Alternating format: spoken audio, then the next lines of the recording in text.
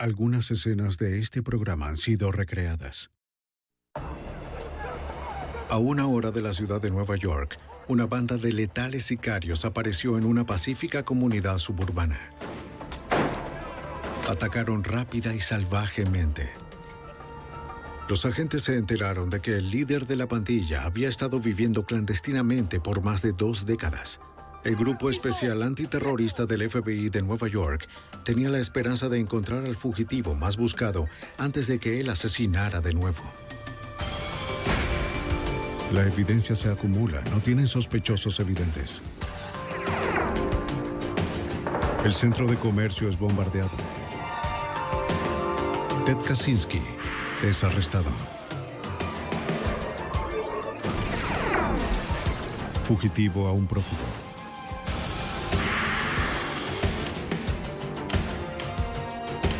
Los archivos del FBI. Una serie de atracos a vehículos blindados y disparos impactaron a las fuerzas policiales. La brutal violencia de los delitos sugirió un motivo más allá de la ambición. Cuando los ladrones comenzaron a atacar a la policía, el FBI tomó el control. Soy Jim Castron, exdirector del FBI en Nueva York. Los agentes pasarían miles de horas para detener una banda armada que aterrorizó a Nueva York. Bajo fuego. Condado de Rockland, Nueva York, 1981. El creciente suburbio a 32 kilómetros al norte de la ciudad de Nueva York se había convertido en un refugio de antiguos habitantes. Muchos abandonaron la urbe en busca de vecindarios más seguros y económicos para sus familias. Preferían espacios más abiertos y de menos criminalidad. El pueblo de Nanuet era un pueblo común y atraía a muchos a su nuevo centro comercial. A las 3:10 de la tarde del 20 de octubre de 1981, un camión blindado de la compañía Brinks hizo un recorrido regular programado por un minorista. Un guardia permanecía en el camión mientras otro vigilaba las puertas. Un tercero regresó con dinero en efectivo y facturas.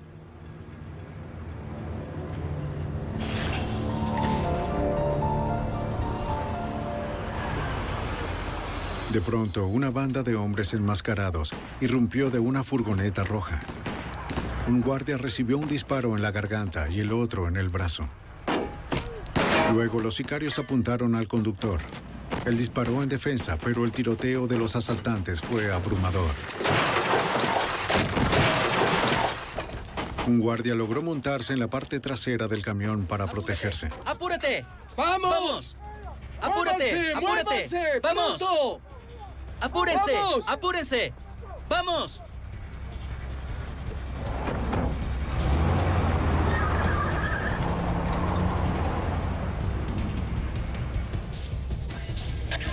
Tyler, vámonos. El jefe de la policía, Allen Calsey, del departamento de South Nyack, Grandview, estaba a 8 kilómetros cuando recibió la llamada.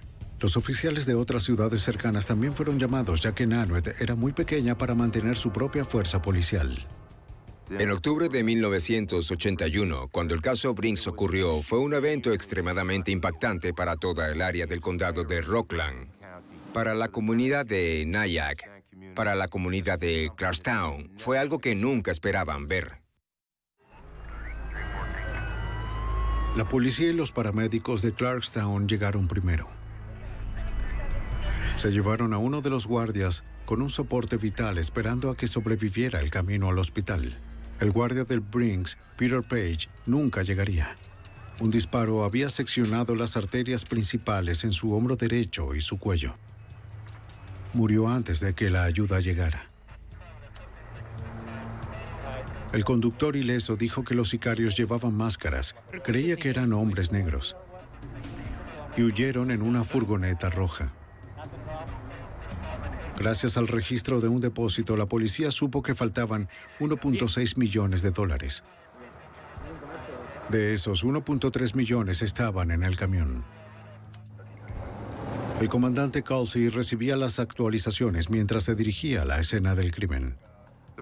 La primera información que llegó de la escena de Nanuet era que los sospechosos habían escapado en una furgoneta roja. Iban en dirección por la Ruta 59. Esto los llevaría a una ruta adyacente a la carretera del estado de Nueva York por el puente Tappan Zee.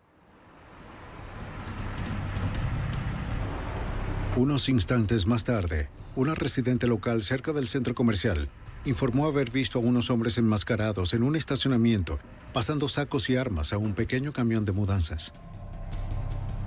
La testigo dijo que los vehículos se fueron en dirección este. El detective Arthur Keenan y 2 oficiales más estaban en la Ruta 59, cerca de la entrada de la carretera cuando recibieron la actualización. Entramos a la Ruta 59, cerca de la carretera del estado de Nueva York, para ver si veíamos al vehículo.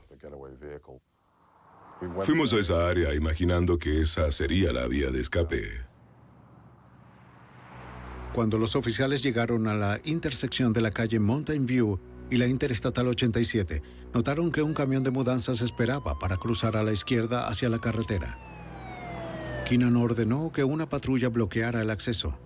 Luego el detective recibió una llamada de un segundo camión de mudanzas. En ese momento había una radiotransmisión de la policía de Orange Town donde decían que tenían un camión en dirección sur por la ruta 304 cerca de la frontera con Nueva Jersey, el cual estaba casi en la misma distancia del centro comercial Nanuet donde estábamos. Con la duda de si ese camión era el de los sospechosos, el sargento Edward O'Grady y el detective Keenan bloquearon el camión. Los oficiales Brian Lennon y Waverly Shea Brown se acercaron a los conductores.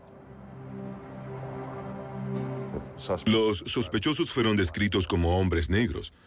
En la intersección observamos que el conductor y la pasajera eran personas blancas. Sí. La mujer se quejó por la escopeta. Sí, vaya y ponga esa... El oficial O'Grady le ordenó a Lennon que llevara el arma a la patrulla. Creyeron que habían detenido al camión equivocado. Boulevard hacia el oeste. Mientras Lennon aseguraba el arma, el detective inspeccionó la caja del camión de mudanzas. Aunque no parecía estar cerrada, la puerta no abría. Le dijo a la pareja que quería ver qué había adentro. No entendía por qué no abriría y quería saber qué había en la caja del camión. Y luego, instantáneamente, apenas dije eso, oímos un ruido que venía de la caja y me di vuelta. Todos los sospechosos salieron de la caja disparando. Los cartuchos de 6 disparos de los oficiales rebotaron en los chalecos antibalas que llevaban todos los de la banda. El oficial Lennon corrió a su patrulla en busca de su escopeta. Al oficial Brown le dispararon en el cuello y en el hombro y cayó al suelo. Aun si los oficiales hubiesen llevado chalecos, no habría funcionado. En ese momento nos encontrábamos en desventaja y además las municiones utilizadas en la M16 podían atravesar los chalecos. A medida que los enmascarados se acercaban, uno de ellos le disparó al oficial Brown a quemarropa. Al detective Keenan lo hirieron en la pierna y corrió para cubrirse. Seguían disparándome aun cuando me había cubierto. Los disparos pasaban por entre mis piernas y el árbol que estaba detrás de mí recibía disparos de frente. El oficial Lennon había desbloqueado su escopeta, pero eran muchos los disparos. Los atacantes embistieron la patrulla tratando de moverla para poder escapar. No funcionó.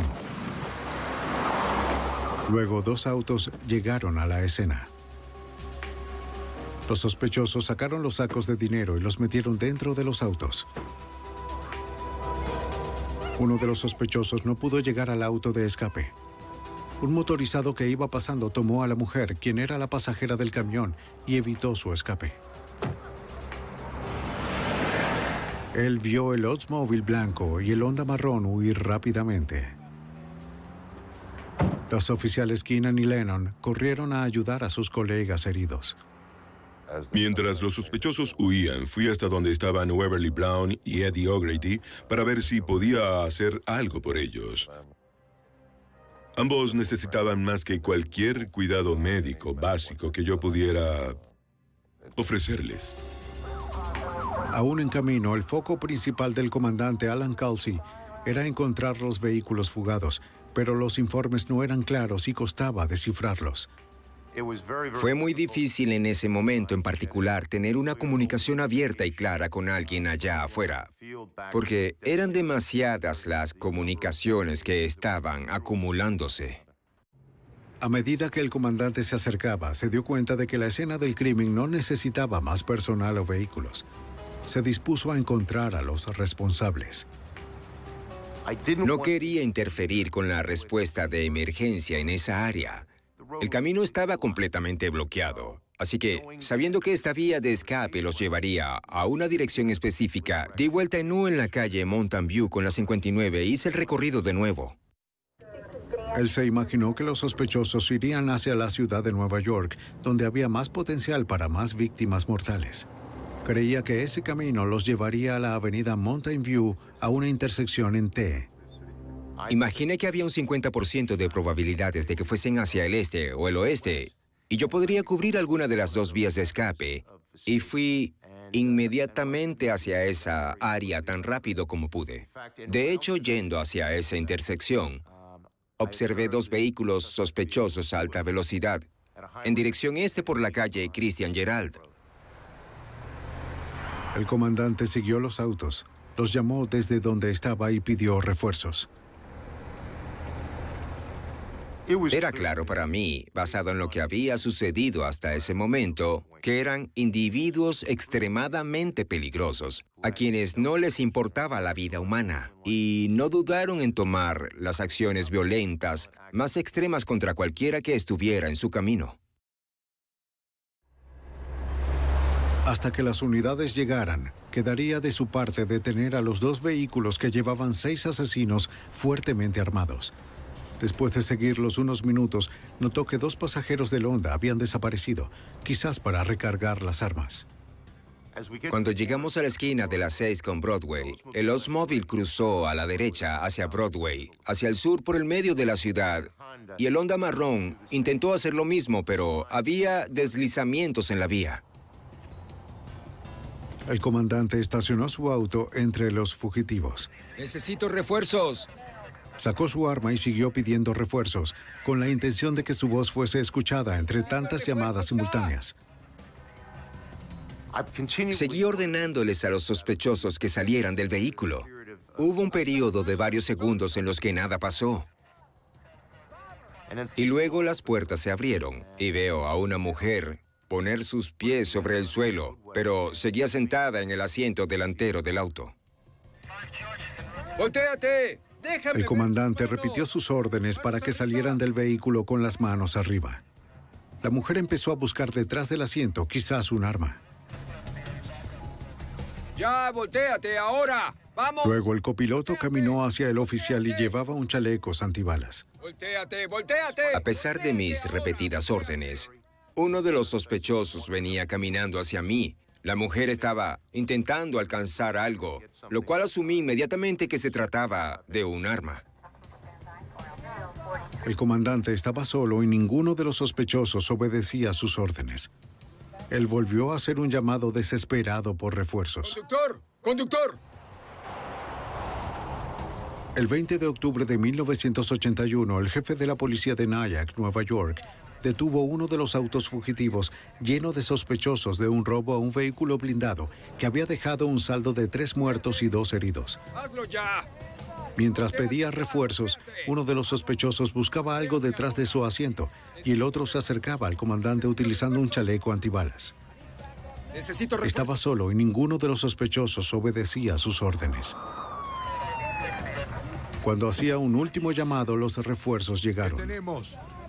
Tengo a 2, tengo a 1 en el asiento trasero. Al piso, mirando al piso, brazos abiertos. ¡Oiga! Tírate al piso, baja la cabeza. Aseguraron la escena y sacaron a un tercer sospechoso del asiento trasero. Vamos. La policía creía que había sido un centinela para los otros dos, pero estaba herido y tiró su arma cuando el auto fugitivo perdió el control. La policía revisó el auto. En el maletero encontraron sacos con más de $1 millón. Debajo del asiento delantero encontraron una pistola 9 milímetros cargada, el arma que la mujer tanto buscaba. Miles asistieron al funeral de los oficiales asesinados en el tiroteo del 20 de octubre. La comunidad entera compartió la tristeza del detective Arthur Keenan por la pérdida de sus colegas. La muerte de mis dos amigos, Brown y O'Grady, definitivamente afectó mi vida. Cuando estás en una pequeña comunidad, en un pequeño departamento de policías como ese, compartes en cada boda, en cada bautizo, cada barbacoa y cosas por el estilo, se convierten en una segunda familia. Así que fue muy devastador para mí perder dos buenos amigos. Los 4 sospechosos, incluida la mujer capturada en el automóvil, guardaron silencio mientras comparecían ante el ayuntamiento de Nyack. La policía no tenía forma de saber cuántos más estaban en libertad. La comunidad de fuerzas policiales del condado de Rockland fue tomado por sorpresa por la secuencia y magnitud de los eventos. Era un pequeño grupo de agresores que vino al condado de Rockland para robar este camión de Brinks y se trató de una magnitud, una seriedad y una potencia que jamás se había visto en ninguna parte por las fuerzas policiales aquí. Si la policía de Nyack no estaba acostumbrada a ese tipo de violencia, a 48 kilómetros al sur de la ciudad de Nueva York, el FBI y la policía de la ciudad de Nueva York ciertamente sí lo estaban. El Grupo Especial Antiterrorista Conjunto de Nueva York ya había estado investigando una serie de robos de vehículos blindados ejecutados de forma similar a lo largo de la región. El exagente especial Lou Vesey era parte de ese equipo. Creía que el robo en Nyack estaba vinculado con otros robos. La gente que robó en Nyack tenía que estar involucrada con otros delitos, porque el modus operandi era exactamente el mismo. Los blancos conducían los vehículos, los negros ejecutaban los robos. Las armas utilizadas eran idénticas a las armas que habían sido utilizadas en otros robos que estuvimos observando. Así que no había duda para nadie de que esto era al menos un acto del mismo grupo. Los sospechosos fueron procesados en la cárcel del condado de Rockland. Cuando les preguntaron sus nombres, todos dijeron sus sobrenombres menos una. Judy Clark, detenida en el auto fugitivo, no era una extraña para el FBI. Para los agentes era conocida por ser miembro del Weather Underground, un grupo radical involucrado en muchos robos violentos y atentados en los 60s y 70s. Por el robo del Brinks, sería sentenciada a 75 años de cárcel. El agente especial Lou Vesey era un experto en el tema del Weather Underground. Reconocí inmediatamente a Judy Clark, quien había estado bajo investigación previamente por ser una posible terrorista. Estaba la otra chica también que me pareció conocida. El agente Vesey sospechaba que la mujer detenida en la alcabala era Kathy Budin, otro miembro del Weather Underground. El chequeo de las huellas dactilares lo confirmó. Budin se declaró culpable y fue condenada a 20 años de cárcel por actuar como señuelo en el camión de mudanzas. Descubrieron que uno de los hombres era David Gilbert, el concubino de Budin. También era integrante del Weather Underground. Recibió una condena de 75 años de cárcel. Sam Brown, herido en el auto fugitivo, era aliado del Ejército de Liberación Negro, otro grupo militante. Como Gilbert y Clark, Brown fue condenado a 75 años de cárcel. 4 miembros de la banda estaban tras las rejas.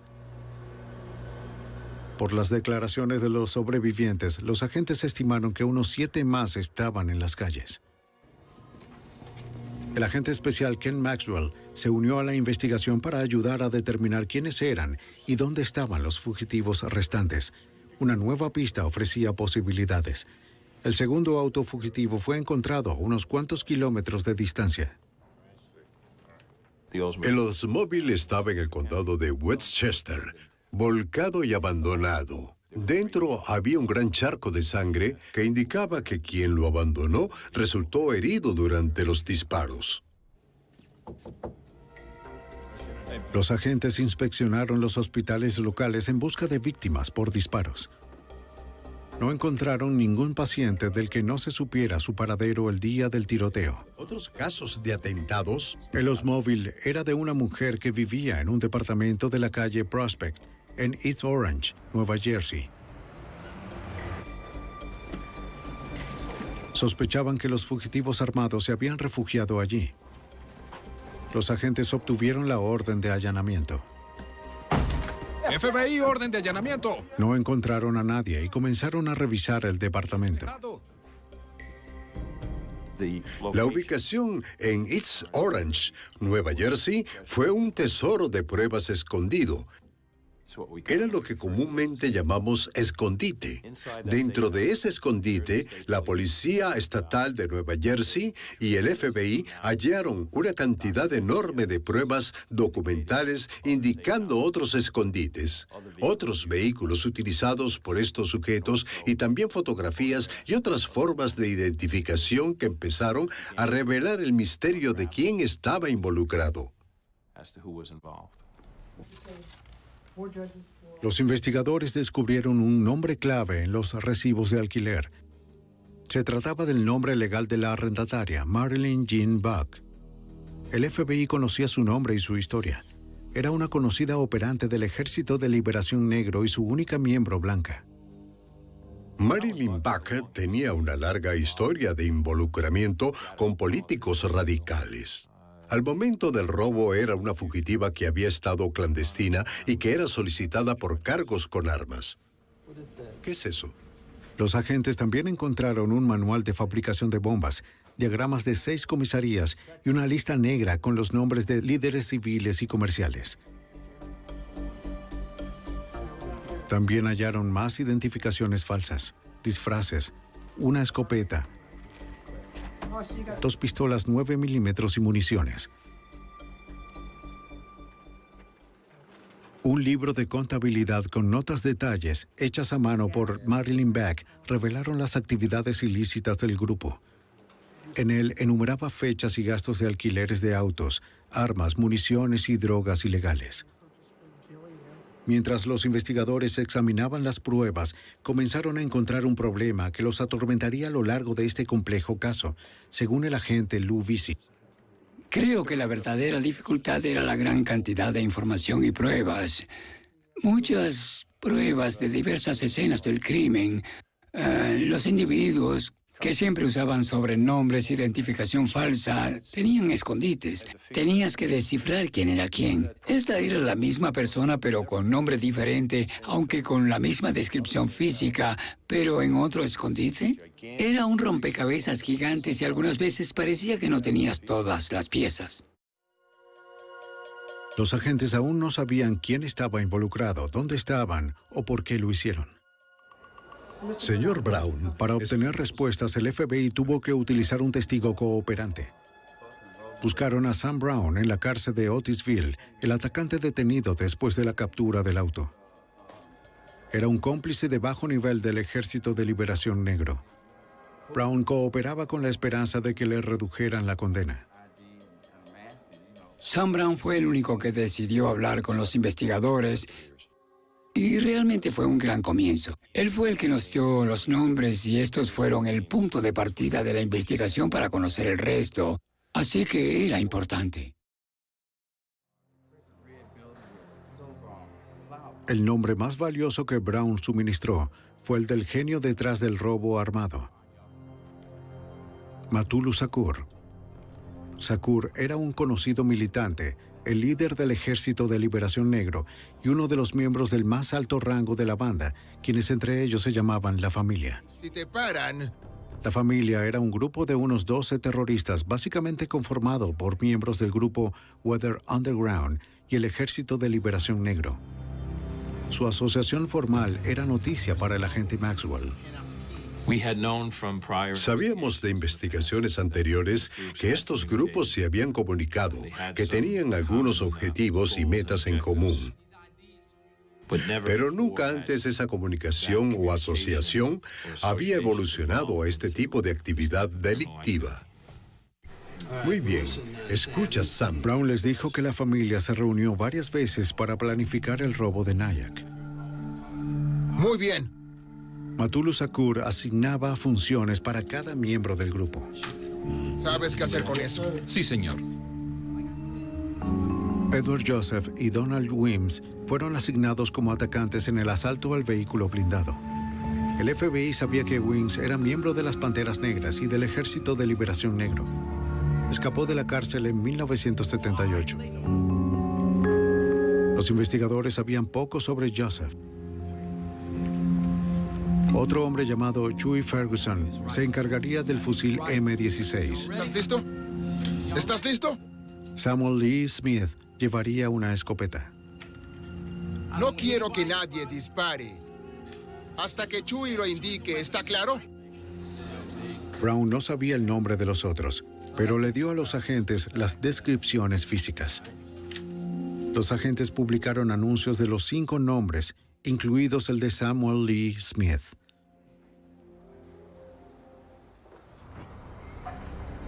En Queens, los detectives de homicidios iban camino a la última dirección conocida de Smith. En un escondite habían encontrado una placa bajo su nombre. Cuando uno de los detectives conducía por la calle de Smith, pasó un conductor que encajaba con la descripción del sospechoso. El detective llamó por una unidad identificada para detenerlo. Cuando el hombre escuchó la sirena, huyó.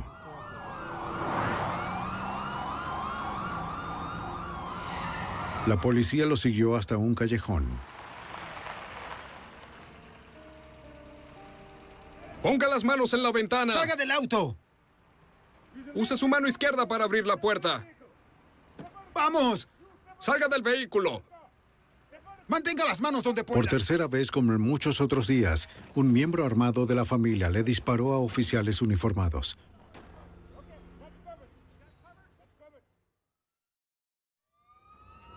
Samuel Lee Smith, el fugitivo buscado por su participación en la muerte de 2 policías y un guardia del vehículo blindado, comenzó a dispararle a los policías de la ciudad de Nueva York. El enfrentamiento no duró mucho. Fue abatido por los disparos de los oficiales. Smith era el 5º miembro del grupo terrorista La Familia, que desaparecía de las calles de la ciudad. Otros 7 seguían libres, con casi $1 millón en efectivo robados aún faltante. Quiero que todos quiero que sepan todo sobre el asunto. A partir de un dato de Sam Brown, un miembro de la banda ya en custodia, la policía investigó en un vecindario del Bronx por otro sospechoso llamado Donald Wims. El agente especial Ken Maxwell recalca que Brown sabía muy poco sobre Wims. Brown nos había dado una descripción general de un vecindario en el Bronx donde había conocido a este individuo que encajaba con la descripción de Wims. Mi compañero y yo, después de un proceso de eliminación y un montón de trabajo preliminar, identificamos un edificio que podía ser el lugar del que Brown hablaba. Los detectives inspeccionaron el vecindario con la esperanza de que alguien conociera a Wims y revelara su dirección. Tuvieron suerte. Un vecino llevó a la policía hasta su departamento. Les dijo que Wims estaba arriba en ese momento. Los detectives pidieron refuerzos. Como cada encuentro con estos terroristas terminaba en disparos, se prepararon para lo peor. Rápidamente entraron al edificio con una orden y un equipo SWAT. Tenemos que protegernos. No tenían idea si Wims estaba solo o si estaba armado. Hubo mucha ansiedad en la espera, pero finalmente apareció y se rindió en el pasillo. En su departamento, sin embargo, encontramos varias armas, una máscara antigás, un chaleco antibalas y suficientes municiones para emprender una batalla con un pequeño ejército. Weems era el único miembro de la familia que se encontraba ahí. Fue acusado con cargos federales y declarado culpable de robo y asesinato en segundo grado. Fue condenado a 75 años de cárcel. Aunque 6 miembros de la familia ya estaban bajo custodia, el líder del grupo, Matulu Shakur, seguía en las calles. Una vez más, el informante cooperante Sam Brown les proporcionó una pista a los agentes. Él creía que Matulu Shakur podía ser hallado en Harlem, en la clínica de acupuntura que Shakur había fundado. El FBI y la policía de la ciudad de Nueva York fijaron vigilancia 24 horas en la clínica. Utilizamos agentes y detectives de diferentes orígenes étnicos para poder mezclarnos lo mejor posible en ciertos vecindarios. Sabíamos por experiencia y también por el reconocimiento de la inteligencia y versatilidad de este grupo que teníamos que ser particularmente discretos en la vigilancia de estos individuos. Los agentes vigilaron y escucharon durante meses.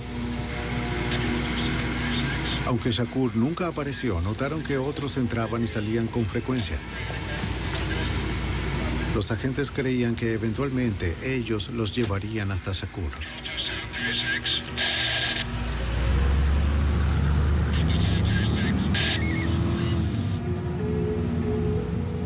Una noche, los agentes siguieron a un hombre desde la clínica hasta su casa en la 85 Barrow Street, en Greenwich Village. Se enteraron de que la casa estaba alquilada por Edward Joseph, uno de los sospechosos nombrado por Sam Brown en el robo y el tiroteo de Nyack. Sospechaban que Shakur se escondía allí. Y así era. Sus meses de perseverancia valieron la pena. Un juez federal autorizó el uso de vigilancia electrónica. Esto permitió que los agentes pudieran interceptar llamadas y causar fallas. Shakur y Joseph debieron haber sospechado de la presencia del FBI porque prendían el televisor cuando hablaban. A pesar de esto, los agentes pudieron obtener fragmentos y conversaciones incriminatorias, incluso discusiones para matar al informante Sam Brown. Después de semanas, los agentes recogieron suficientes pruebas para obtener una orden y allanar la guarida en Greenwich Village, la noche del 25 de marzo de 1982, 6 meses después de los asesinatos y robos en Nyack. Los agentes se prepararon para el ataque. Atacarían temprano en la mañana siguiente, con la esperanza de atrapar a los fugitivos dormidos de forma inesperada. Cuando los agentes vigilaban y esperaban, vieron a Shakur entrar a la casa.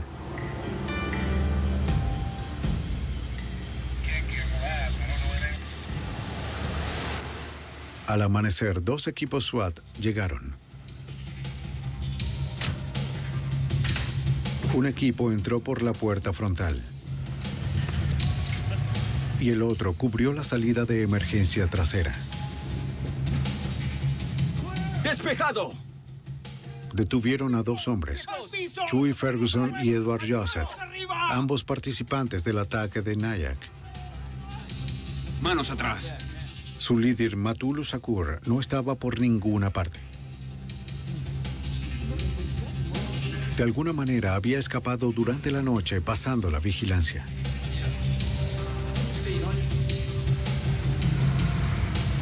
Ferguson y Joseph fueron condenados por cómplices para refugiar a un fugitivo, aunque fueron absueltos de cargos de asesinato derivados del tiroteo de Nyack. Ambos fueron condenados a 12 años de cárcel. El 23 de julio de 1982, casi un año después del asesinato de 2 oficiales y un guardia en el robo del Brinks, Matulu Shakur fue añadido a la lista de los 10 más buscados del FBI.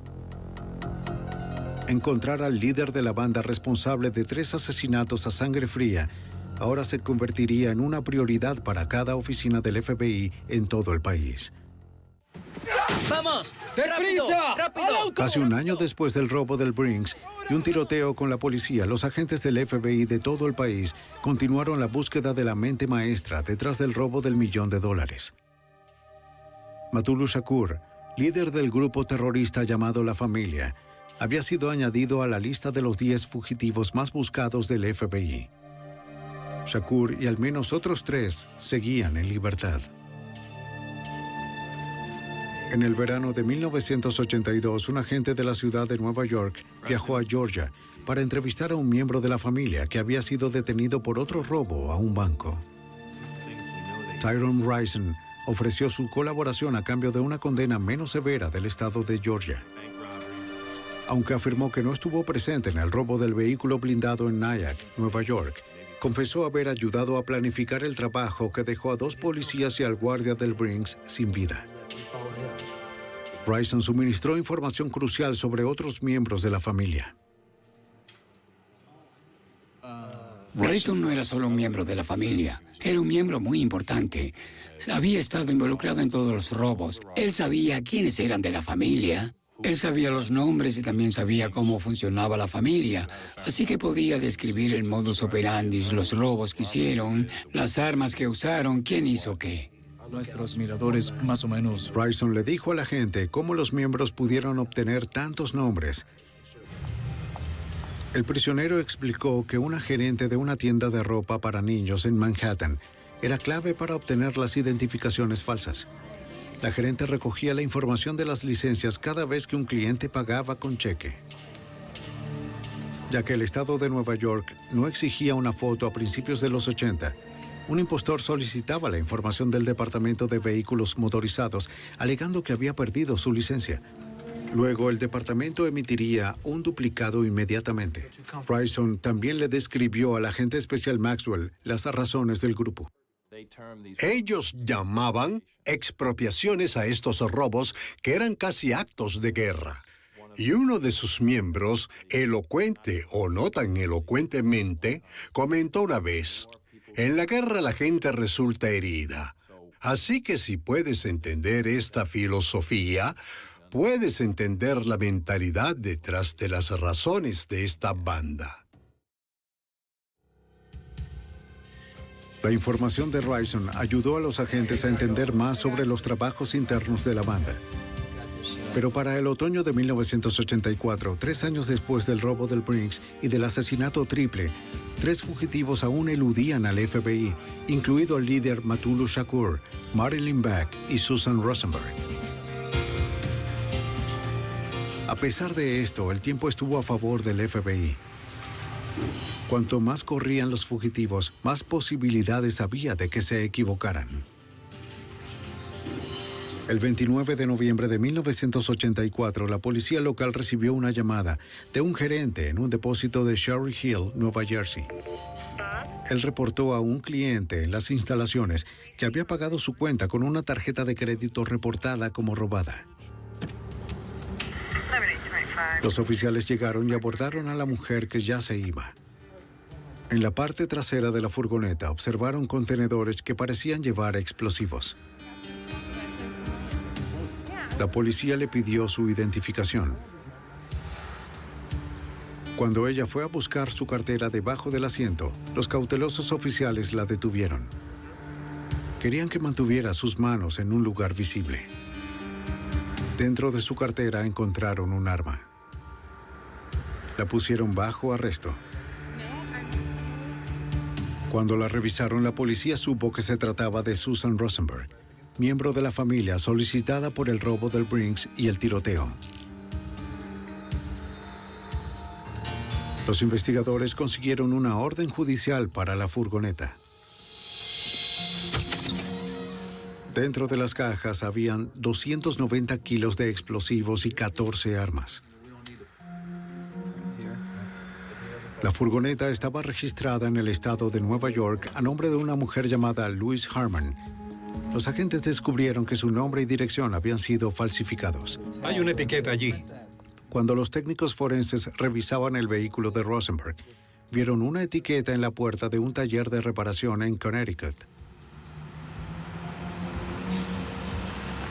Los agentes localizaron el taller de reparación New Haven, donde estuvo el vehículo.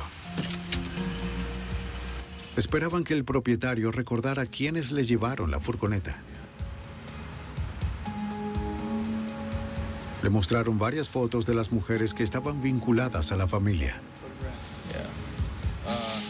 El hombre identificó a Marlene Jane Back, una de las dos fugitivas del robo del Brinks y el tiroteo. Si bien Back no usó su verdadero nombre en los papeles del vehículo, había registrado una dirección en Dobbs Ferry, Nueva York, en la factura del taller. Los agentes siguieron la pista. Concluyeron que Back estaba en Dobbs Ferry y fijaron vigilancia, pero los eludió durante meses. Luego, el 11 de mayo de 1985, finalmente la abordaron fuera de una cafetería y la pusieron bajo arresto. Back negó conocer a Matulu Shakur o tener vínculos con el robo del Brinks y el tiroteo 4 años atrás. Dentro del bolso. Manos atrás. Pero un juicio federal demostraría lo contrario. Back fue condenada a 50 años de cárcel sin libertad condicional.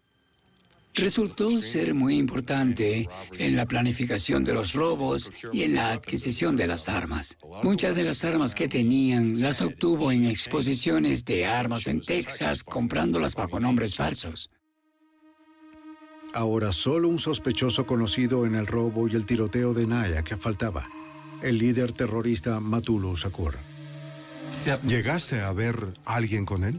Los agentes revisaron un departamento en Baltimore alquilado por Back, pensando en conseguir alguna pista que los llevara a su paradero. Encontraron materiales para hacer documentos de identidad falsos, pelucas para disfrazarse, planes para bombardear oficinas federales y $10,000 en efectivo. Los investigadores también encontraron armas y municiones escondidas en varios lugares en todo el departamento. Aquí hay otro revólver. Luego, garabateado en una hoja, los agentes consiguieron lo que estaban esperando encontrar: una prueba del paradero de Matulu Shakur. Tenía un número telefónico en Los Ángeles. El agente especial David Mitchell encabezó la búsqueda de Shakur. Contactó a la oficina local del FBI en Los Ángeles para solicitar que los agentes siguieran la pista. El agente especial Dana Engels de la oficina de Los Ángeles me notificó que había entrevistado a un individuo que había indicado que Shakur había estado viviendo en Los Ángeles. Shakur había evadido a las autoridades en una persecución nacional por más de 5 años. Los agentes esperaban esta vez poder acorralarlo y acabar con el líder de la banda terrorista responsable del asesinato de 2 policías y un guardia del vehículo blindado. El FBI y la policía del estado de Nueva York estaban cercando a Matulu Shakur, el delincuente elusivo, considerado como el cerebro del mortal robo del Brinks y del tiroteo. Tú me entiendes, ¿no? El agente especial David Mitchell rastreó a Shakur hasta Los Ángeles, donde el líder terrorista permanecía un paso adelante. Había muchos desafíos. Shakur estaba trabajando con un grupo de personas que estaban de acuerdo entre sí, tenían una red de apoyo y todos los investigadores designados tenían dificultades para lograr que los individuos cooperaran. Después de muchas semanas, los investigadores finalmente convencieron a un informante para que les dijera lo que sabían sobre el paradero del fugitivo. Este indicó que no sabía dónde se escondía Shakur, pero identificó a un hombre llamado Chapman, quien era cercano a Shakur.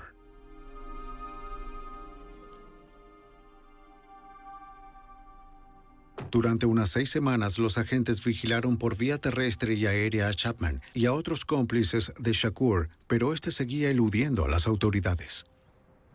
Shakur llevaba una vida de muy bajo perfil en Los Ángeles, al menos según lo que pudimos determinar.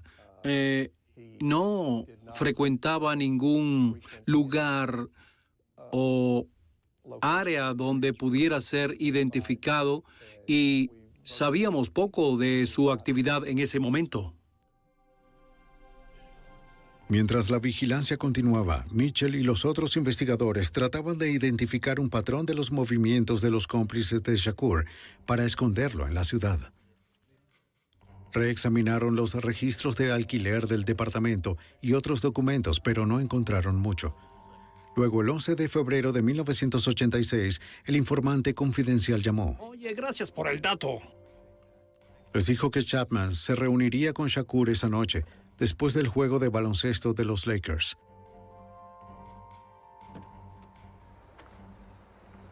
Los investigadores ubicaron su auto y esperaron a que saliera del juego.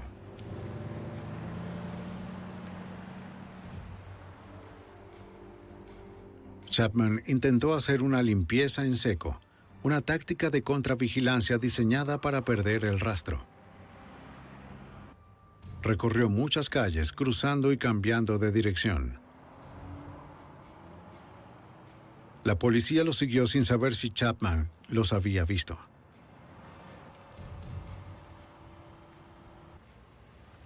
Cuando Chapman llegó a su destino, el equipo de Mitchell se estacionó cerca. Chapman se acercó a un hombre y ellos creyeron que era Shakur.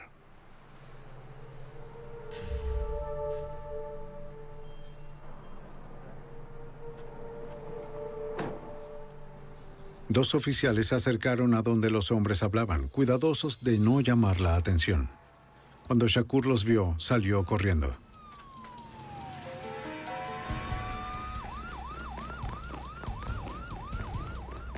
Lo capturaron en un callejón. La detención de este violento revolucionario cerró 5 años de persecución nacional. ¡Ambas! Cuando lo detuvimos, para los oficiales y agentes involucrados, ya era tarde y Shakur se veía cansado. Fue trasladado a la oficina del FBI de Los Ángeles, donde el agente Engels y yo intentamos entrevistarlo. Shakur se negó a darnos cualquier declaración durante esta entrevista y luego fue trasladado a la ciudad de Nueva York para enfrentar cargos. En la primavera de 1986, Shakur fue imputado con cargos federales por el robo del Brinks y el tiroteo. Fue condenado a 60 años de cárcel sin libertad condicional.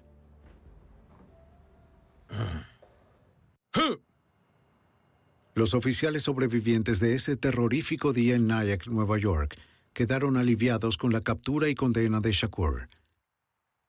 Pero para el jefe de la policía de South Nyack, Allen Colsey, el recuerdo de esa pérdida siempre estaría con ellos. Eddie O'Grady y el oficial Brown, Chip Brown, como le decíamos, eran miembros de la comunidad de Nyack. Eran de la escuela distrital de Nyack. Trabajaban en esto antes que yo y, de hecho, de alguna forma me trajeron y me introdujeron en la comunidad.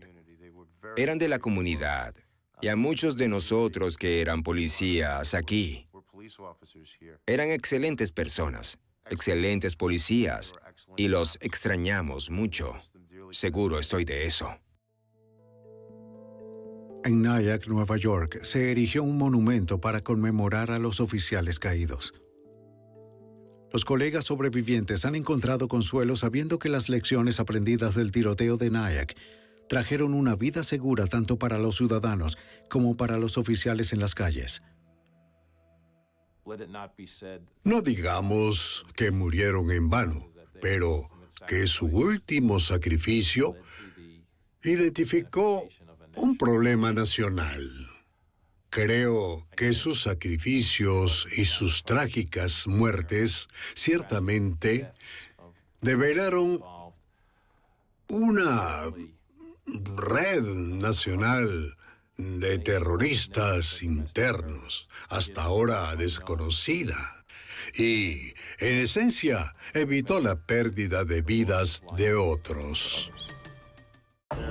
En California, los detectives investigaron un horrible asesinato. El sospechoso huyó, pero lo atraparon en Arizona. Su confinamiento no duró mucho. Escapó y desapareció en el Gran Cañón, robando y secuestrando turistas a su paso. Para detener al evasivo asesino, agentes del FBI y oficiales locales unieron sus fuerzas en una peligrosa cacería. La evidencia se acumula, no tienen sospechosos evidentes. El centro de comercio es bombardeado. Ted Kaczynski es arrestado. Fugitivo a un prófugo.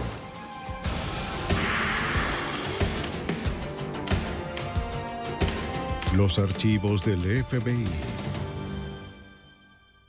Un asesino andaba suelto en uno de los destinos turísticos más populares de Estados Unidos. Armado y desesperado, evadió a las fuerzas de seguridad en todo momento. A medida que se acercaba el fin de semana del 4 de julio, miles de personas se convirtieron en objetivos. Soy Jim Castron, exdirector del FBI en Nueva York. Los agentes usaron cualquier medio necesario para rastrear al asesino antes de que volviera a atacar. Cacería. En la madrugada del 20 de septiembre de 1990, un hombre pescaba en el río Burns Scott, cerca de Stockton, California. Sintió un tirón y arrastró algo pesado.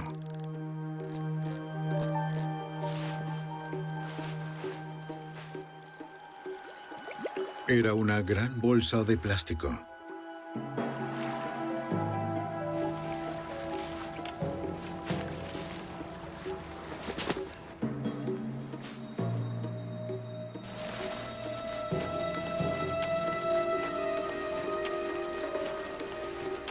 Adentro había una pierna humana.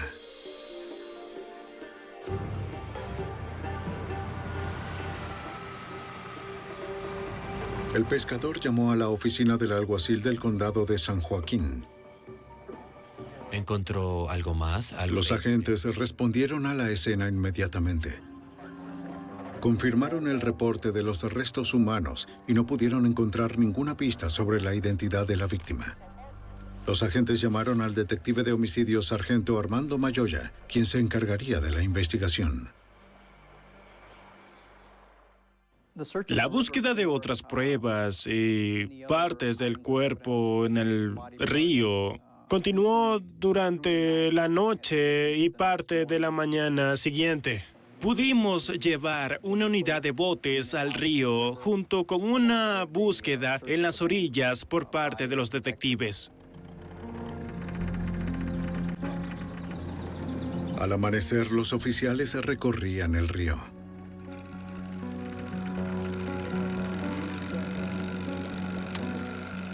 Mientras ellos revisaban las aguas más profundas, los detectives caminaban por la orilla.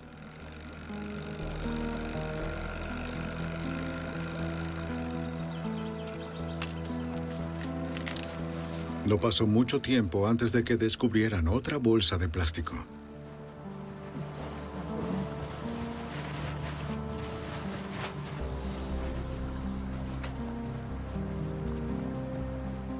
Dentro había 2 brazos.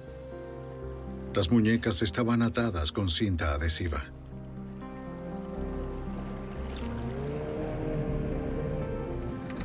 Lento, lento. Cerca, un oficial no tardó en encontrar otro objeto.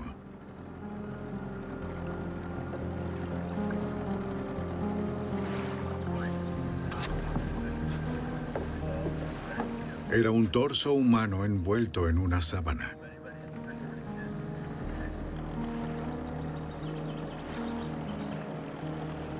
Más tarde encontrarían una pierna derecha, la cabeza de la víctima y algo de ropa.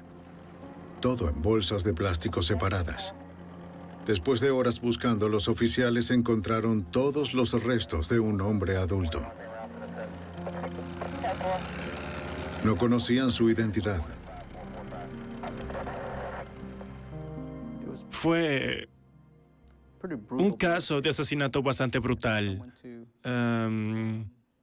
Que alguien se tomara el tiempo para desmembrar a una persona y para transportarla en diferentes bolsas y deshacerse del cuerpo sin importarle nada, es muy insensible y frío.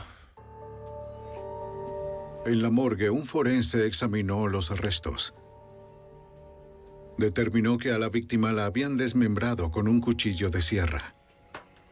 Tomaría más tiempo determinar la causa de muerte real, o si el hombre estaba vivo cuando fue desmembrado. Los detectives registraron la ropa y encontraron una billetera que contenía una licencia de conducir de California. Pertenecía a Sam Lee McCulloch, de 40 años, de Stockton.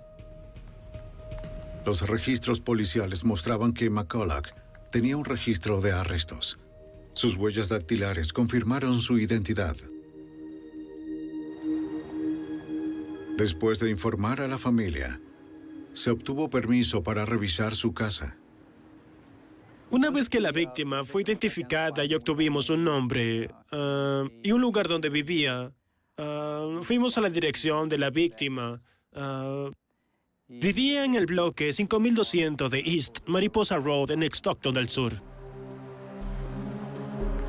Planearon encontrarse con la novia de Sam McCulloch en su casa. ¿Quién desaparecido? Sí, él. Ella había reportado la desaparición de McCulloch temprano ese día.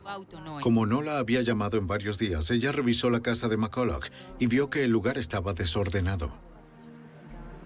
Faltaban muchas cosas, entre ellas su Jeep Cherokee blanca. También le robaron el... También faltaban 2 escopetas, un revólver y una pistola semiautomática de 9 milímetros. Gracias, señora.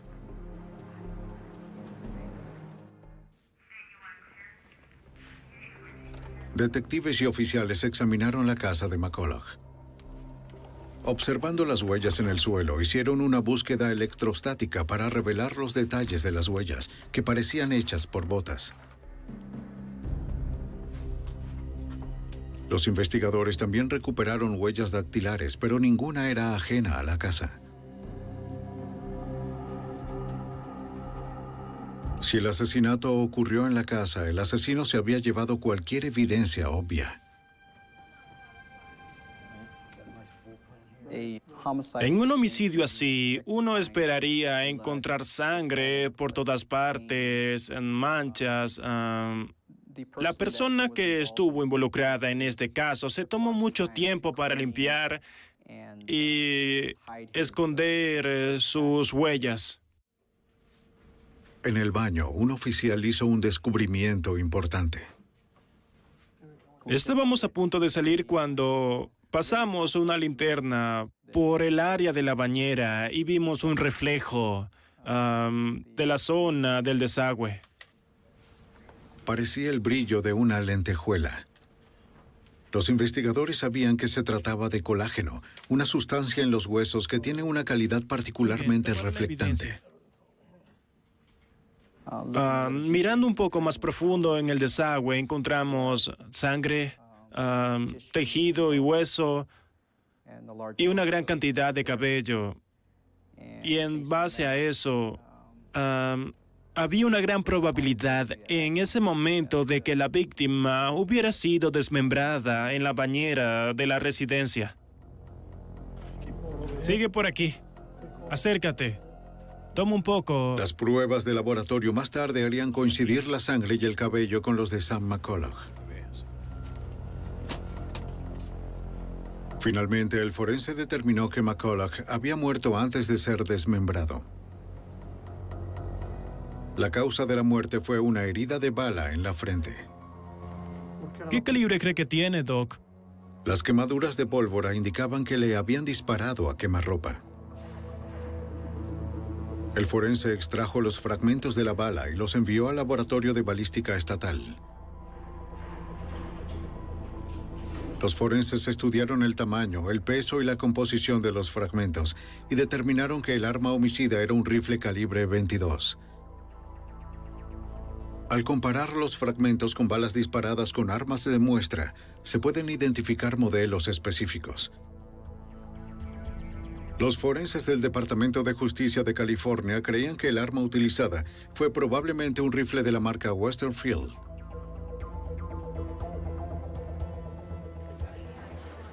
Los detectives encontraron documentos con los números de serie de la Jeep de McCulloch y sus armas, y los ingresaron en el Centro Nacional de Información Criminal, o NCIC, una base de datos nacional que utilizan las agencias de seguridad para rastrear criminales, personas desaparecidas y bienes robados. Si los objetos aparecieran en algún lugar, se notificaría a los detectives de San Joaquín.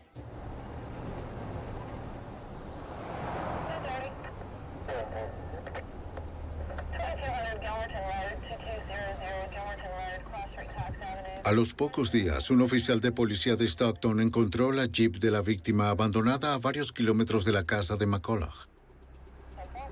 Sin embargo, un examen no dio pistas adicionales.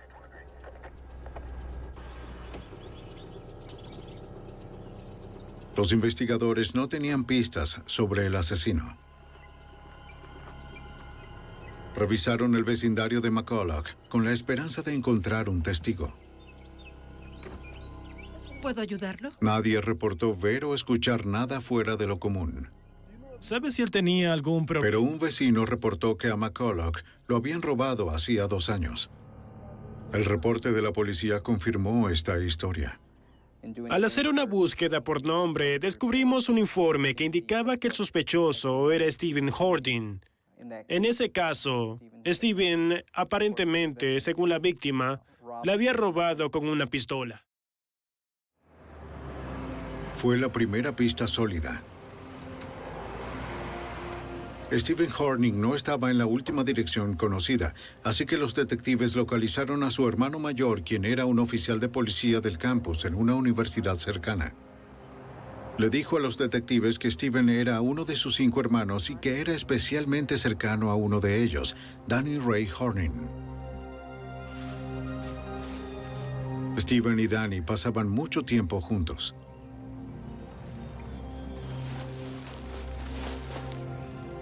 A menudo cazaban y pescaban a lo largo del río Burns Scott, el mismo río donde el cuerpo de McCulloch había sido arrojado.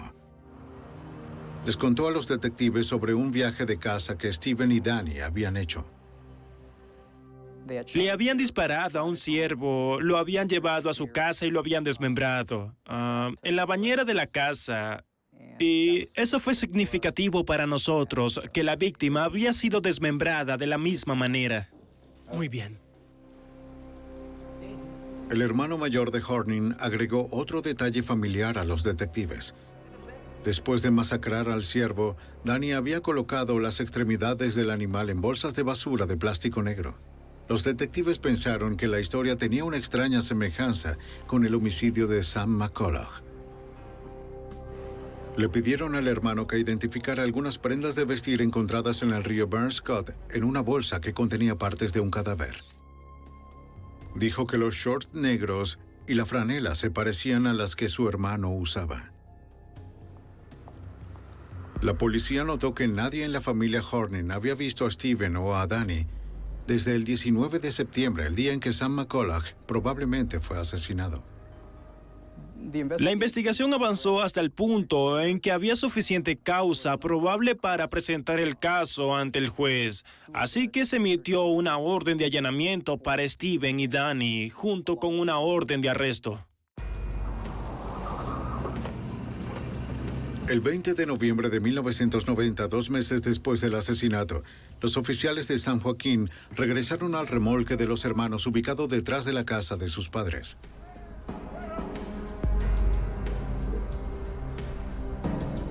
No había nadie adentro, así que los detectives registraron los alrededores. Tú ve por ahí. Nosotros iremos por aquí.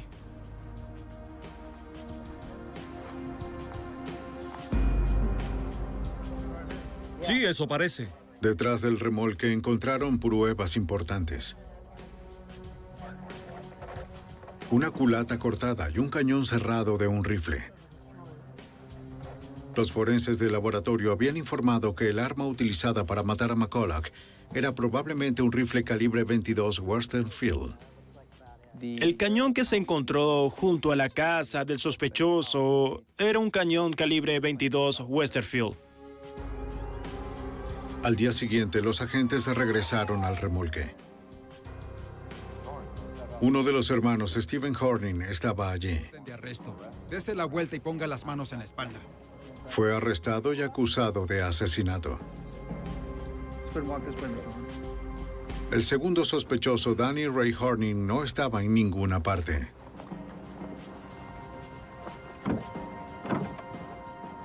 Baje la cabeza.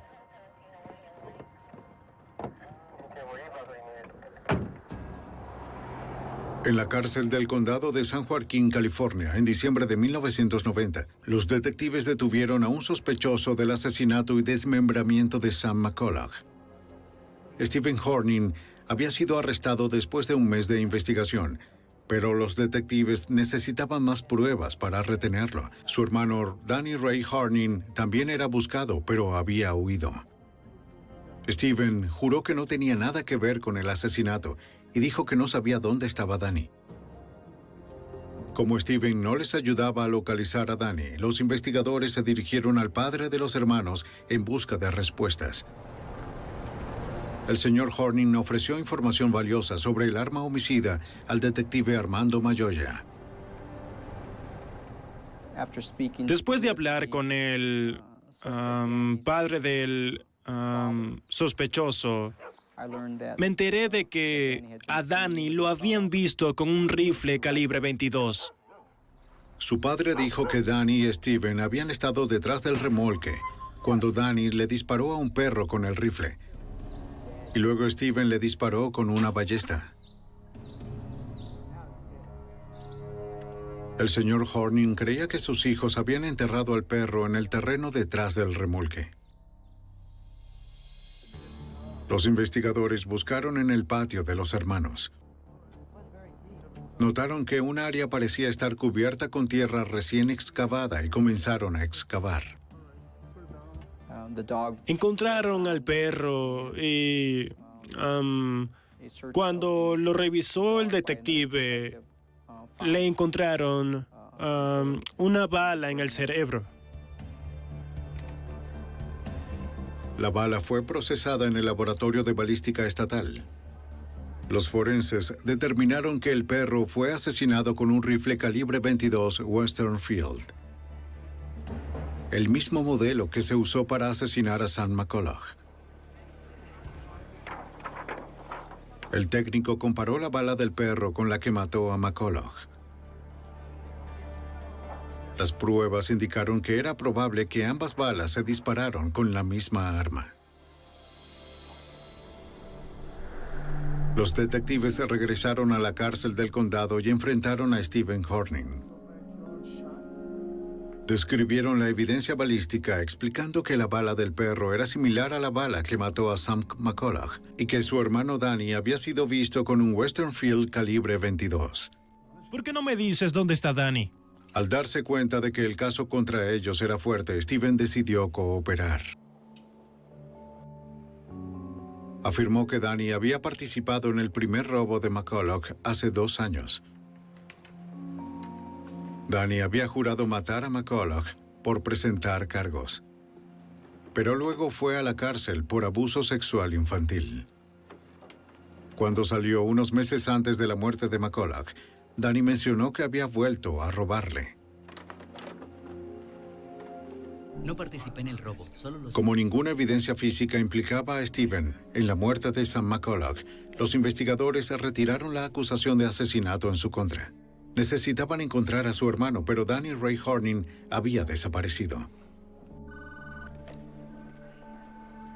Durante 6 meses, el detective Armando Mayoya trabajó en el caso, pero no encontró nuevas pistas. Luego, el 22 de marzo de 1991, las autoridades de Winslow, Arizona, se pusieron en contacto con él para hablar de Horning. Recibí una llamada del Departamento de Policía de Winslow para informarme de que había sido arrestado en un robo a un banco. Ese día, Horning había entrado en el Valley National Bank en Winslow, a más de 1.200 kilómetros al este de Stockton, California. Apuntó con su pistola de 9 milímetros al gerente del banco mientras una cajera llenaba una bolsa con $25,000. Mientras estaba en la otra habitación, la cajera activó una alarma silenciosa. A una cuadra del Departamento de Policía de Winslow, el detective Elmer Hassey atendió la llamada. Llegué al lugar en un auto civil en el que pude ocultarme. Me ubiqué en un lugar donde podía ver lo que pasaba en el banco. Como no podía ver desde el vehículo, se acercó más al lugar. Cuando el detective miró por la ventana, vio a un pistolero retrocediendo hacia la puerta con un rehén. Salió por la puerta. Le puse el arma en la caja torácica. Lo empujé hacia la pared. Y le quité la bolsa de dinero. ¡Voltéate! El sospechoso llevaba una pistola de 9 milímetros. El detective Hassey determinó que el nombre del sospechoso era Danny Ray Horning. Un chequeo en el NCIC reveló la orden de arresto por asesinato en California. Hassey describió el arma recuperada al detective Mayoya.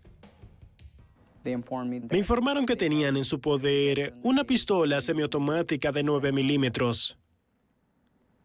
Me dieron el número del serial. Eso confirmó que era el arma que se llevaron de la residencia de la víctima, McCulloch.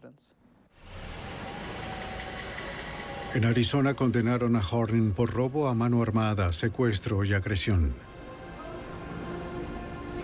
En el juicio desafió a un juez a dictar la sentencia más dura posible, jurando escapar en el plazo de 1 año. El juez aceptó la impugnación y condenó a Horning a 4 cadenas perpetuas. Las autoridades de California decidieron no extraditarlo para que cumpliera su condena en la prisión estatal de Arizona, en Florencia.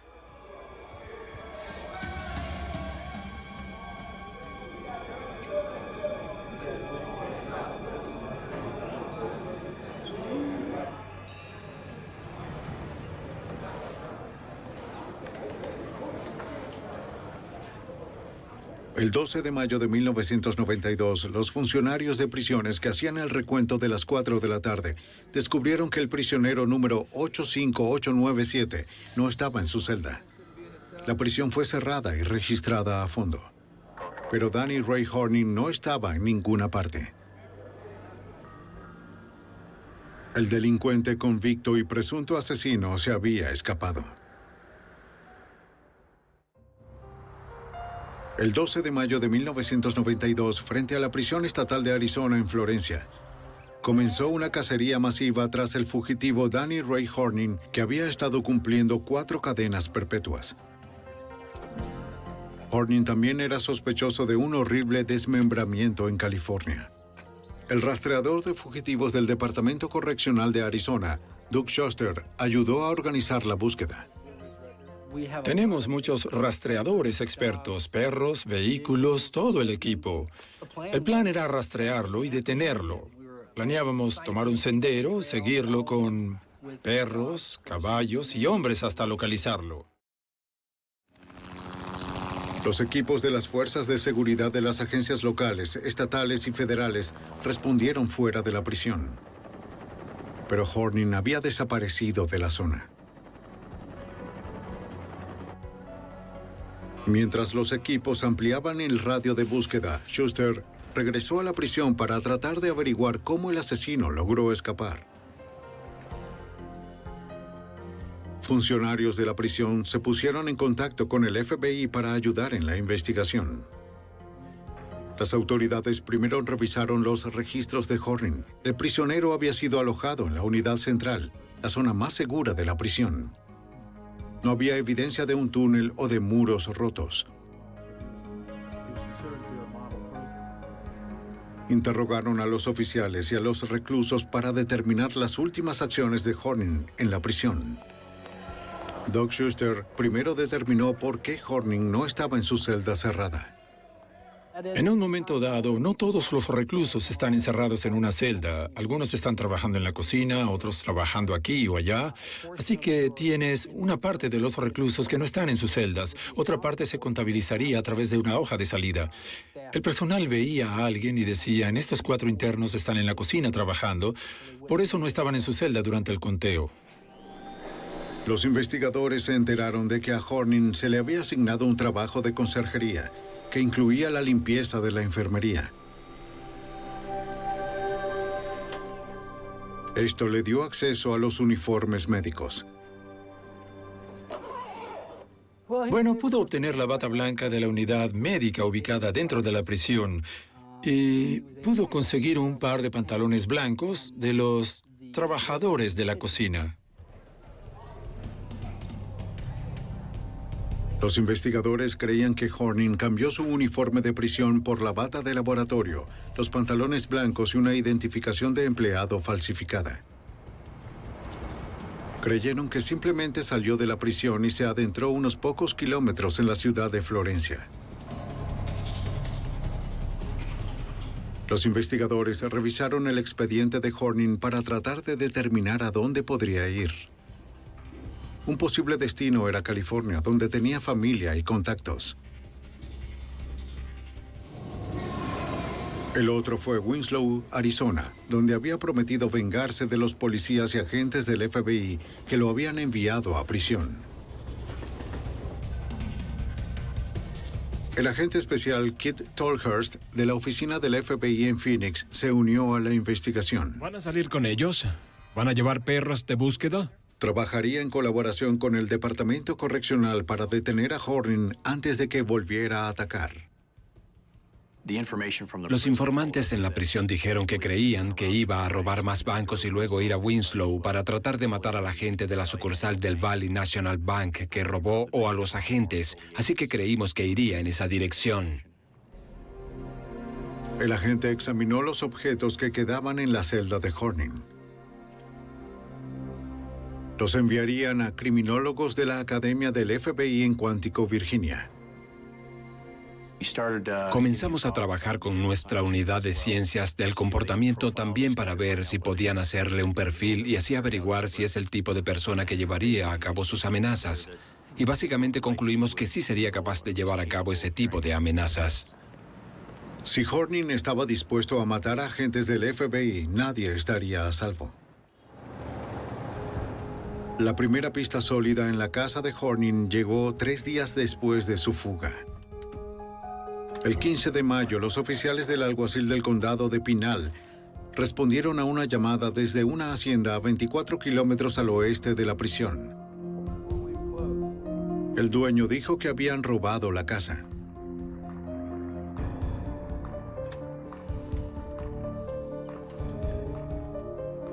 Dijo que le robaron ropa, un par de binoculares y comida de su casa. También faltaban varias armas cargadas. ¿Y aquí?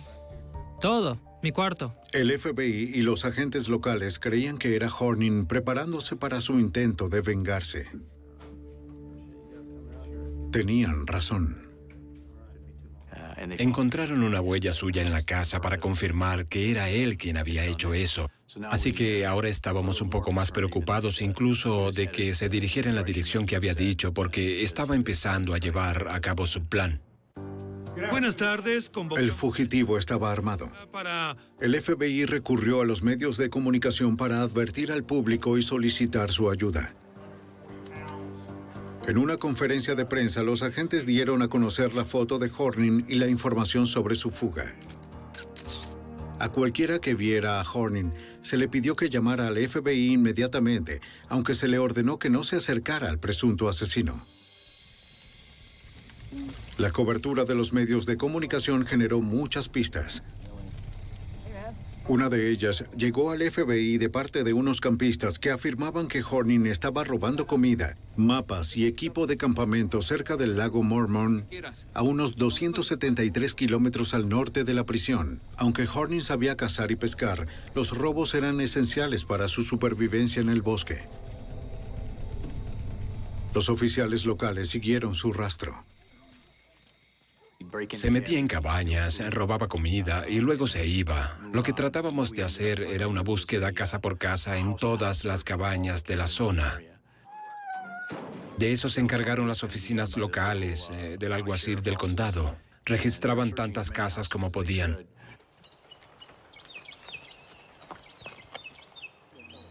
Horning se estaba acercando al Parque Nacional del Gran Cañón.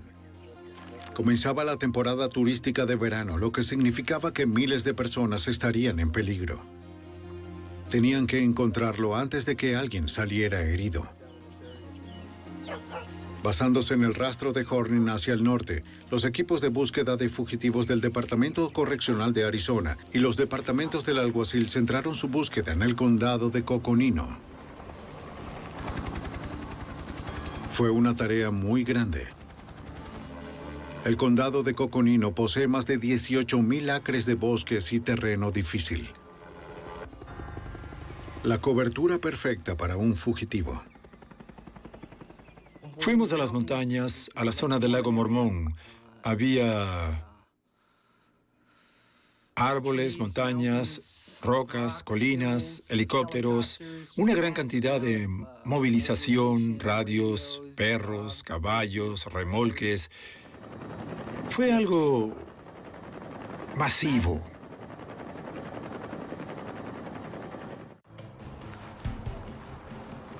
El 3 de junio de 1992, un oficial del Servicio Forestal Nacional patrullaba un campamento en el condado de Coconino.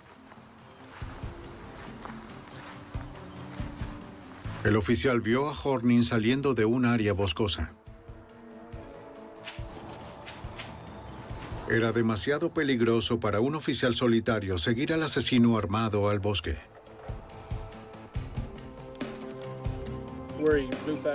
Cuando llegaron los refuerzos, Danny Ray Horning había desaparecido una vez más. El peligroso fugitivo seguía suelto.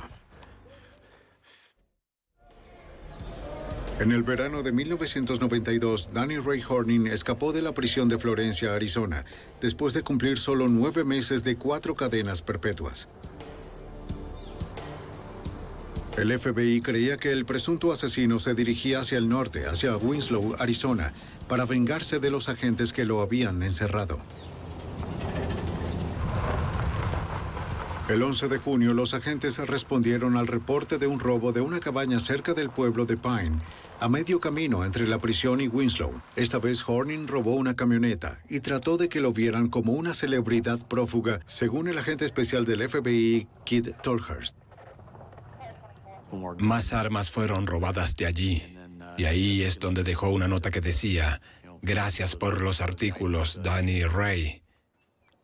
Estaba tratando de dar a conocer el nombre de su héroe popular, supongo. Cuando la noticia llegó a los medios, a los investigadores les preocupaba que el público no entendiera lo peligroso que era Horning. Ellos sabían que había descuartizado a un hombre en California. Ahora Horning tenía un vehículo, estaba armado y estaba cerca del Parque Nacional del Gran Cañón, mientras decenas de miles de turistas comenzaban sus vacaciones.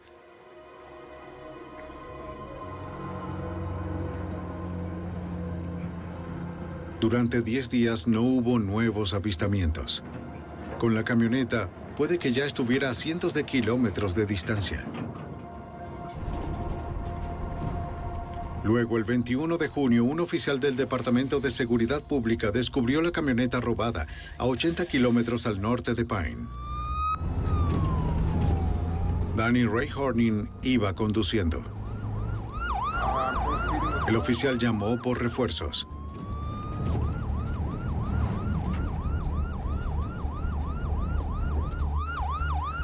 Antes de que otros oficiales pudieran responder, Horning se bajó de la camioneta y huyó a pie al bosque que ya conocía.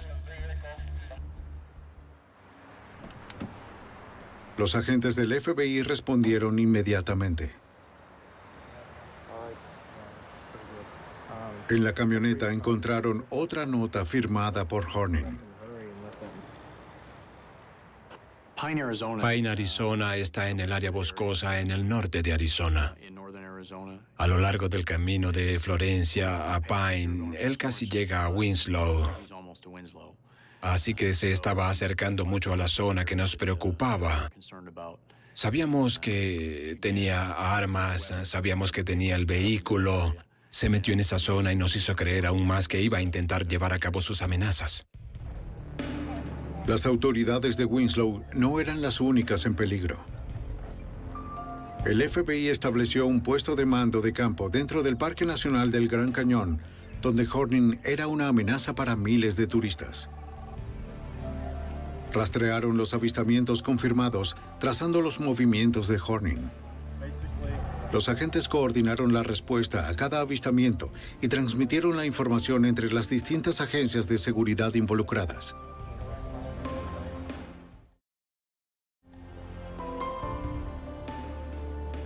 El territorio que se estaba registrando era vasto y Horning se movía rápidamente.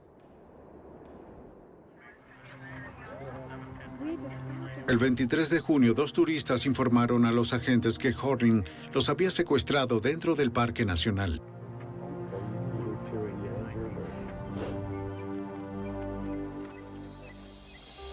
La pareja dijo que estaban en un estacionamiento el día anterior cuando Horning los apuntó y se apoderó de su auto. Exigió que lo llevaran al borde del cañón. ¡Conduce! ¡No te preocupes! ¡Cállate! Se registró en una habitación del hotel y obligó a sus cautivos a entrar. Ustedes dos, silencio. Su arma les impidió pedir ayuda. ¿Me entienden? La pareja temía que pudiera dispararles en cualquier momento. Necesito que liberen. Horning grabó un mensaje para las autoridades. Pidió que suspendieran su búsqueda. 3 días. También ordenó la liberación de uno de sus hermanos de la prisión y un rescate de $1 millón por la liberación de una familia que planeaba secuestrar a cambio de la pareja sin hijos. Al día siguiente, Horning obligó a la pareja a llevarlo a una tienda donde compró equipo de campamento, ropa nueva y comida. Pero antes de que encontrara una familia con hijos que secuestrar, un oficial del servicio forestal lo reconoció y comenzó a seguir el auto. ¡Vamos, vamos! ¡Muévete! Horning le disparó al oficial, por lo que tuvo que reducir la velocidad. Obligó al conductor a acelerar. ¡Vamos! ¡Cállate! ¡Vámonos!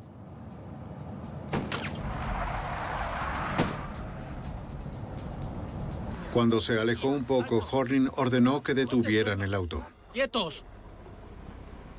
¡Quietos! Se bajó y huyó a pie. Luego de dispararle a un oficial de la ley, quedó claro que Horning estaba desesperado y se volvía más peligroso. Sabíamos que juró no ser capturado vivo. Estaba en una venganza contra el FBI y el Valley National Bank. Y había estado en un tiroteo con el servicio forestal. Así que fuimos muy cautelosos al entrar en el bosque. No podíamos correr tras él a su velocidad. Por esa razón, ganó algo de tiempo. Fue algo aterrador. Deberían atraparlo. La pareja secuestrada proporcionó a los agentes información sobre la nueva ropa y el plan de Horning.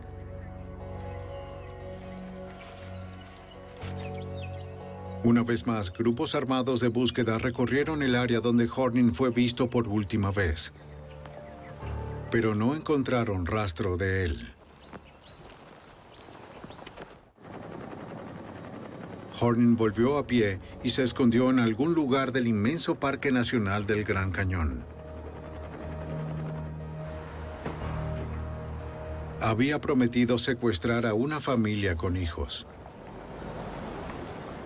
Muy bien, vamos, vamos. Para detenerlo, el FBI trajo a equipo de rescate de rehenes conocido como el HRT. Los agentes de la HRT cubrieron el área, Se adentraron al cañón, revisaron cuevas y realizaron búsquedas aéreas.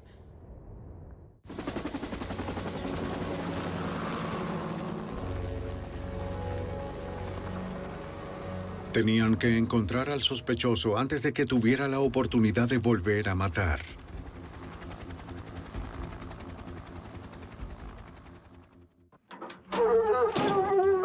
Equipos de búsqueda del FBI, el Departamento Correccional de Arizona y los departamentos locales del alguacil siguieron al fugitivo Danny Ray Horning a través del Parque Nacional del Gran Cañón.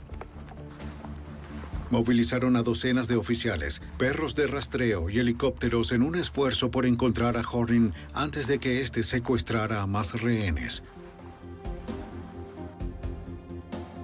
Pero el asesino acusado podría haber estado en cualquier parte del inmenso parque de 1.2 millones de acres.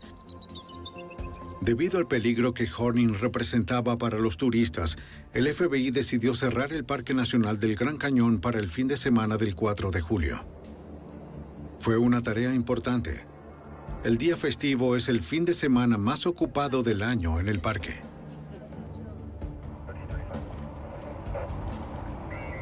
También fue la primera vez en los 73 años de historia del parque que fue cerrado debido a una amenaza criminal. Pero Horning era lo suficientemente peligroso como para justificar la acción extrema, según el agente especial del FBI, Kit Tolhurst. Se estaba moviendo dentro del cañón y no podíamos controlarlo porque había demasiada gente en el cañón, así que íbamos a intentar que todo el mundo pasara por los controles de carretera para encontrarlo. A los nuevos visitantes se les negó el acceso y a los que ya estaban en el parque se les pidió irse. La policía estableció puntos de control en las entradas y salidas alrededor del Gran Cañón. Registraron vehículos e informaron a los conductores de Horning. Pero no lo detuvieron a tiempo. ¡Vamos! El 4 de julio, 2 turistas británicos se preparaban para abandonar el parque cuando un hombre armado se les acercó. Sabían que era Danny Ray Horning, aunque ya no se parecía a las fotos de los nuevos reportajes. Era mucho más delgado, tenía el cabello rubio y estaba bien afeitado. Como el parque estaba cerrado, las mujeres eran la única salida de Horning.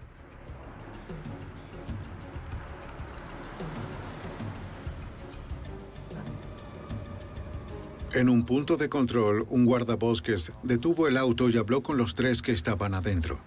Horning amenazó con matar a las mujeres si le contaban a alguien. ¿Todos ustedes se conocen? Las mujeres tuvieron que actuar con calma mientras Horning les apuntaba con un arma.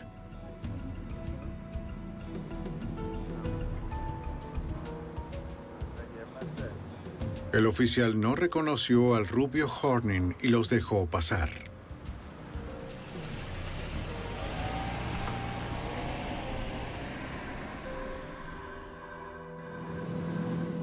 Una vez que salieron del parque, las obligó a conducir 96 kilómetros hacia el sur hasta Williams, Arizona. Cuando estaban lejos de la policía y del Gran Cañón, Horning les ordenó que detuvieran el auto. No se muevan.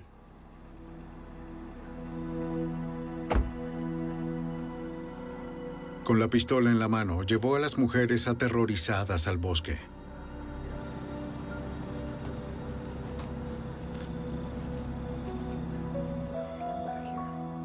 Ellas creían que Horning las ejecutaría allí.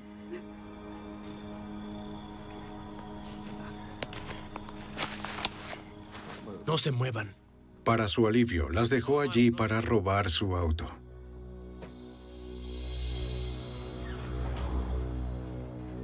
Las mujeres lograron liberarse y corrieron a una tienda. Una empleada llamó a las autoridades y le dijeron que había un oficial cerca. Las mujeres estaban aterrorizadas, pero estaban ilesas. Señoras, ¿están bien? Proporcionaron a la policía información actualizada sobre Horning, como su nueva imagen y su vehículo de escape. Pusimos una descripción del auto que les había robado a las mujeres, y un oficial del Departamento de Seguridad vio ese auto yendo del Gran Cañón hacia Phoenix.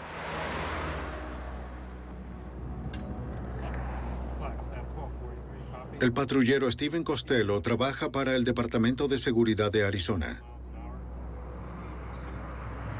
Cuando vio pasar a Horning, empezó a seguir al fugitivo armado.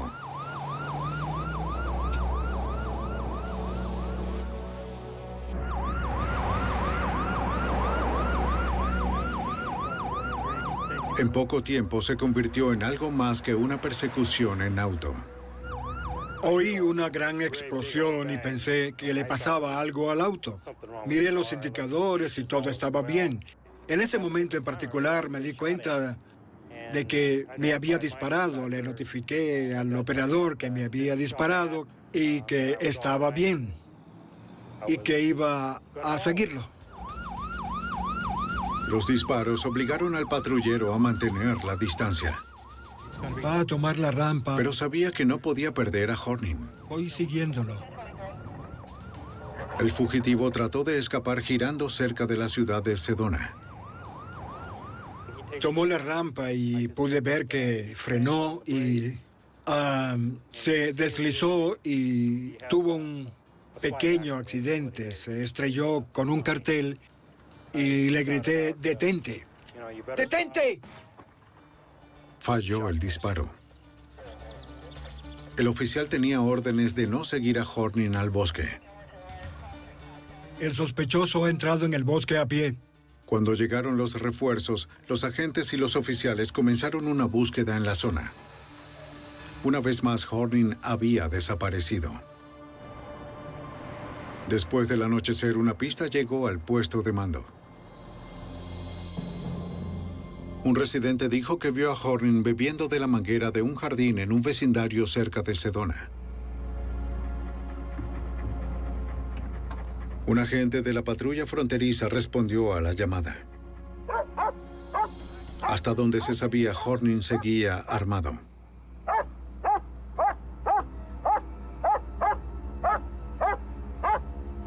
Esta vez no disparó.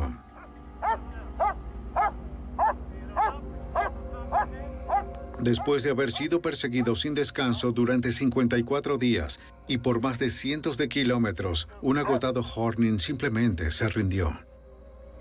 Date la vuelta lentamente. No me cabe duda de que gracias a los esfuerzos de los equipos que lo habían estado persiguiendo, estaba completamente exhausto. Estaba tirado en el suelo, cansado como un perro, con la lengua afuera, y para un hombre todavía armado que juró no ser capturado vivo, todo lo que quería era un vaso de agua. Danny Ray Horning le añadió 6 años más a su condena por sus acciones mientras huía. Señor Danny Horning.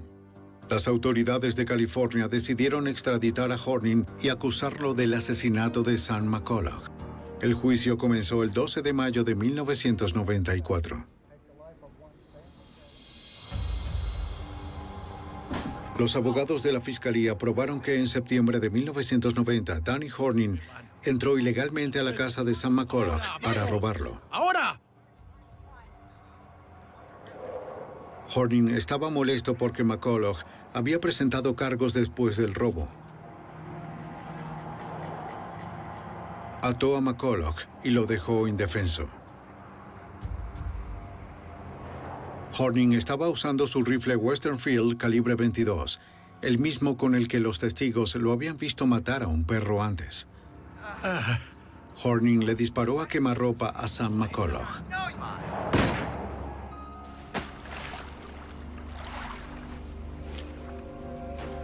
Pequeñas salpicaduras de sangre, así como el tejido humano encontrado en el desagüe, indicaban que Horning probablemente había desmembrado a la víctima en su bañera. Luego tiró las partes del cuerpo al río Burns Cut. Sí lo hizo. El 15 de julio de 1994, unos 4 años después de la muerte de Sam McCulloch, un jurado californiano lo declaró culpable de asesinato y lo sentenciaron a muerte. Danny Ray Horning fue enviado a la prisión de San Quintín. Permanece encerrado en la sección de máxima seguridad esperando su condena.